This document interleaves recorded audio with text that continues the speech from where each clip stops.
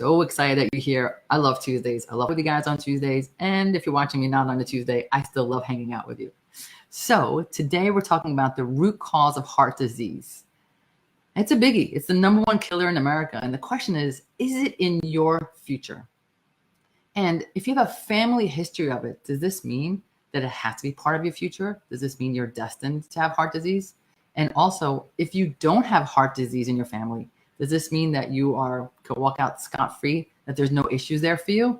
The answer is no to both, because genes kind of load the gun, but the environment is what pulls the trigger.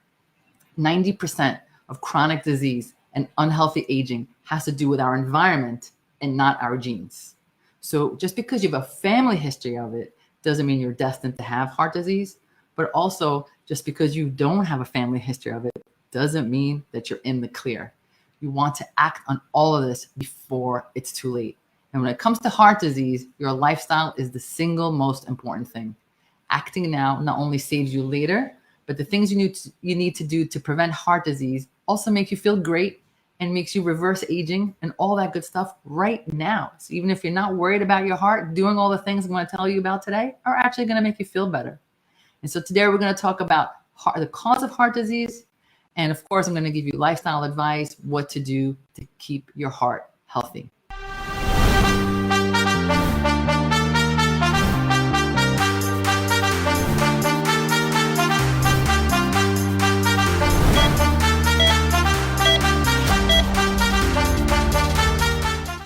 But as always, I have to let you know how to reach me and my team, because we're awesome and you're going to want to talk to us. So if you're watching us on Facebook, drop the word live if you're watching us live, or drop the word replay if you're watching us on replay. Either way, let us know you're here. At any point on any platform, if you type the word change, we will send you the show notes. If you're watching me on YouTube, if you're not, go watch me on YouTube. It's The New Method by Dr. E. Don't forget to like and subscribe.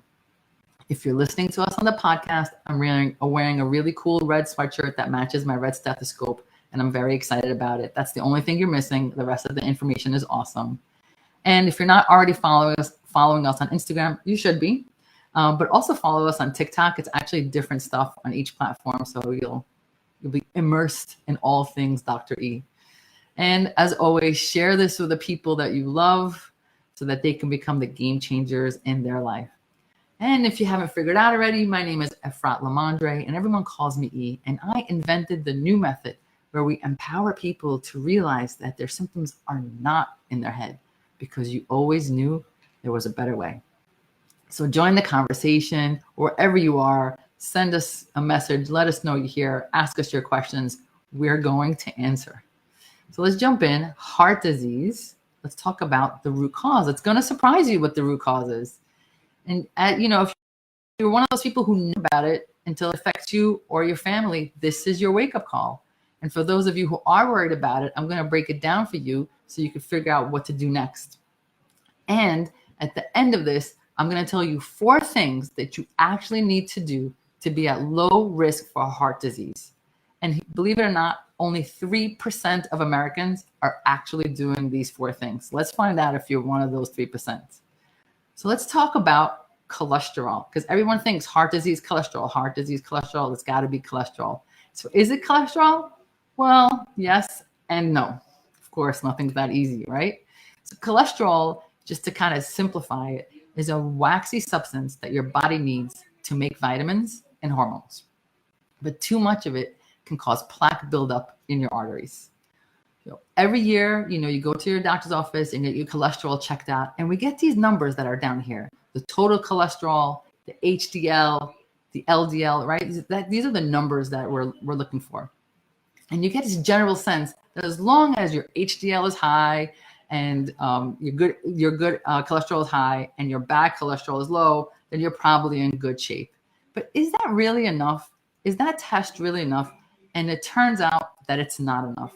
It turns out that what's really important is something called particle size. And I know you hear background noise probably right now because my office is super busy, so I'm sorry for that, but it's just because we're super popular. So back to us. So we need to talk about something called particle size. It's not enough to just talk about the total, the HDL, and the LDL. We really have to talk about particle size. So particle sizes. Imagine that cholesterol is like a bunch of balls. And if the cholesterol is big and airy, like a beach ball, it bounces around the arteries and it won't do too much damage. However, if the cholesterol is tiny and dense, like a golf ball, then it can stick inside the crevices of the arteries and starts to build plaque. So it's not enough to just talk about cholesterol. We have to talk about what type of cholesterol, okay? Big and airy and fluffy is good. It doesn't hurt the arteries. Small, tiny golf balls is bad because it sticks into the crevices, okay? So just keep that in mind for a second. So, for example, a lot of times I have older, really thin women coming into the practice who've never smoked, who never had high blood pressure, and their cholesterol is elevated, 250, 300. So it seems that if their cholesterol is high, that they're at high risk for heart disease, right? Just based on that. But when we look at the particle size, it's a different story. We notice that for these patients, some of these patients, that their cholesterol particle size are large and airy. So even though their total cholesterol is 250 or 300, they're not necessarily at heart disease risk because it's not the small, dense kind. And on the other hand, I might have a patient, an obese patient, who maybe doesn't lead a healthy lifestyle, and their cholesterol is borderline. Like let's say their LDL is somewhere between 100 to 130. And you'd say, oh, you're good to go. I'll see you next year. But then when you do particle size, you find out that his cholesterol is all filled with small, tiny golf ball sized particles. And so that 100 to 130 now becomes much more important than that 250, 300 because of the particle size. So it's not enough to just know about the cholesterol total or the cholesterol LDL or HDL. It's really important to ask for particle size test. And that's a regular test. Quest does it, LabCorp does it. So super easy to do. Here's the next thing. It turns out that it's not just cholesterol. I know we worry about cholesterol, and I'm not telling you not to worry about cholesterol. Figure out your particle size. But it's not just cholesterol, because cholesterol together with inflammation is the big deal. Inflammation is what takes cholesterol and moves it to that next level, which is why if you're going to test for cholesterol, you actually have to test for something called CRP, because it turns out 50% of people who have heart attacks have normal cholesterol. It's not just the cholesterol, because inflammation is the thing that turns the cholesterol and makes it an issue. So CRP is called C-reactive protein, and it's a measure of inflammation. So you want to get that cholesterol, you want to get the particle size, and then you want to get CRP, because inflammation is what takes it to the next level. So what inflammation does is it does something called it oxidizes the cholesterol. Without getting really technical, if you're bored, I did a TikTok on it about what oxidizing means. But what it really means, just think of it as rusting. So now you have this golf ball sized particle stuck in the crevice of an artery, and then you rust it, you oxidize it with inflammation. And now the cholesterol takes a whole new meaning and creates a whole new risk factor. So this shows that people with high cholesterol without inflammation, high cholesterol, no inflammation, are actually less at risk than people with so-so cholesterol with high inflammation. And of course, if you're someone who has high cholesterol and high inflammation, you're at the highest risk. And there are ways to reduce inflammation, which is why we have to work on reducing inflammation. Because if you know by now, if you've watched any of my lives, it's all about reducing inflammation. Inflammation is everything. And some of you may be familiar with a medication called statins, which people are being given for cholesterol. And I'm not telling you that. I'm just saying that the way it works is not just in reducing cholesterol, it's actually a strong anti-inflammatory. So the medication for cholesterol understands that inflammation is the culprit. So now we have to talk about, okay, what are the causes of inflammation? What is actually causing this? If I have cholesterol and my CRP is high, how did I get this way? And remember, I said 50% of people with heart attacks have normal cholesterol. 50% of people with heart attacks have normal cholesterol. That means there's something else. It turns out that a higher predictor of heart issue is not the cholesterol. It turns out that it is more about pre-diabetes or diabetes. People with pre-diabetes or diabetes are more likely to have a heart attack or stroke because their diets cause inflammation, which ignites that whole cholesterol plaque system that we were just talking about. Cardiovascular disease, heart disease, is actually an inflammatory process. And cholesterol is part of the process. Diabetes and prediabetes is the fire in that process. So while we're taught for so many years to walk away from the fried, greasy foods, and that's not wrong. You should stay away from the fried, greasy foods. It turns out that that's not the whole story when it comes to heart disease. It also is about staying away from the sugar and the starches. So let's talk for a moment about what happens to many of you or people that you know. You go, you find out you have cholesterol, you find out you have diabetes or someone that you know. And what do you get? You get medicine. You get cholesterol medicine and you get diabetes medication. It's not wrong. I always want to tell you, I'm not telling you not to take your medication. Take your medication. But what happens is the patient takes the medication, the numbers go down, and then the patient feels, oh, look at this. My numbers went down, and they keep eating the cheeseburger and the French fries and the desserts. And so even though the numbers went down, the lifestyle that creates inflammation is still there and still causing havoc. So there's a danger there when we focus just on the numbers and we watch those numbers come down and we don't realize that that lifestyle, which keeps producing inflammation, is actually still keeping us at risk. And remember, I'm not saying not to take the meds. I'm just saying it's more than just chasing the numbers. It's about addressing the root cause, which of course is inflammation. Other causes of inflammation that we have that can affect heart disease: belly fat. If you or someone that you know has a lot of belly fat, even if the other parts of their body is thin, it is a risk factor for inflammation. It is a risk factor for heart disease. Why? Because when you have belly fat, that means you have fat coating the organs, called visceral fat, which means the fat covers the organs. And the fat that covers the organs causes inflammation. It's called adipose cytokines, and it causes inflammation. So reducing the fat around the gut is a key factor in reducing inflammation, and it also changes the shape of the LDLs. So just by reducing the belly fat, those golf balls now become beach balls. So it's a huge deal to remove that belly fat. Another cause of inflammation, you should know by now if you watched any of my lives and my talks, microbiome. Microbiome is a huge contributor to inflammation. For those of you who don't know, if this is your first video you're watching with me, a microbiome is the balance of good and bad bacteria in your gut.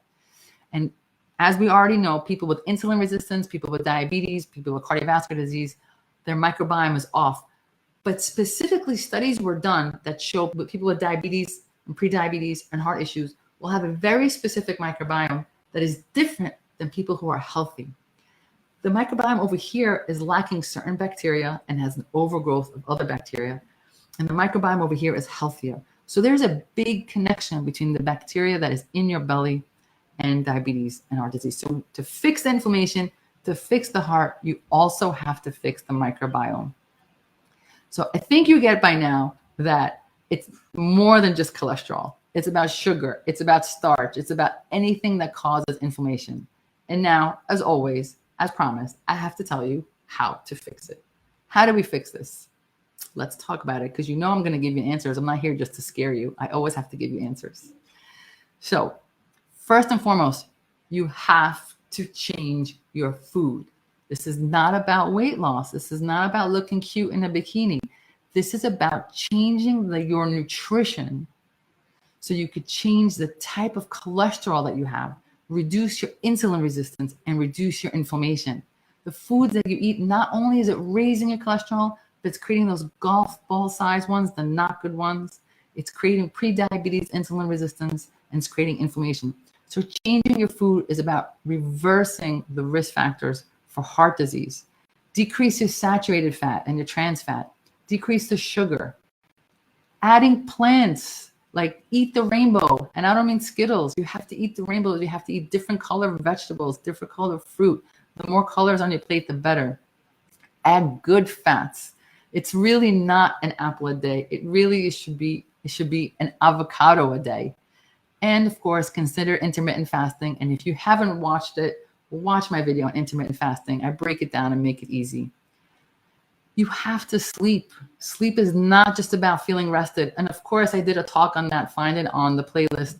But it's not just about feeling rested. It's about reducing inflammation. And I want you to get that inflammation is the root cause of heart disease. Exercise regularly. Again, this is not exercise to fit into a wedding dress. This is not exercise to look cute for the summer. This is about reducing inflammation. Exercise, not only does it reduce inflammation, but once again, it takes those golf ball sized particles and turns them into beach balls, into light and airy sized particles. So it's a big deal. And it goes without saying that you need to quit smoking and reduce your alcohol. Manage your stress levels. Chronic stress, it causes inflammation. And then, of course, when you're stressed, you don't sleep well and you don't eat well, and then you're stuck in that loop. And remember, if anyone listening, loneliness and isolation are stressors. So if you're lonely or isolated, please reach out for mental health. If you know someone, please reach out to them, because that's a huge stressor and it's a huge cause of inflammation. I always like to let you know which supplements to take, because that seems to be the question everyone asks me. Always remember, supplements are not instead of lifestyle. They're on top of a good lifestyle. They're part of this complete breakfast. So omega-3. Omega-3 is magic for the heart. It helps lower the LDL and helps increase the HDL. It's awesome. You can either do it through fish oil, but for those of you who don't eat animal products, you can get it through flaxseed. CoQ10. Remember that all about the oxidizing, the rusting of those golf ball sized particles. CoQ10 helps against that oxidization. And red yeast rice helps reduce cholesterol. It's kind of magical also. Now, while I listed a whole lot of things that you could do here, there are 4 basic things that everyone can do. And if you just do these 4, you can reduce your risk for heart disease. But only 3% of Americans do it. 3% of Americans do this. And this is what it is. Don't smoke. Get the minimum amount of exercise, which is 150 minutes of exercise a week. Okay. Eat a whole foods diet and have a healthy body fat percentage. Don't smoke. 150 minutes a week of exercise. Eat a whole foods diet and have a healthy body fat percentage. These are the 4 things that will minimize your risk for heart disease. And as I said, only 3% of Americans have this, and that is terrifying. So consider optimizing that. If you're someone who already does those 4 things, amazing. We should talk about optimizing it. And for those of you who haven't gotten to those 4 things, let's help you get there and get those 4 things under control. So just to recap, recapping is my favorite part. If you don't know by now, there's a GIF or a GIF about me out there. Look it up.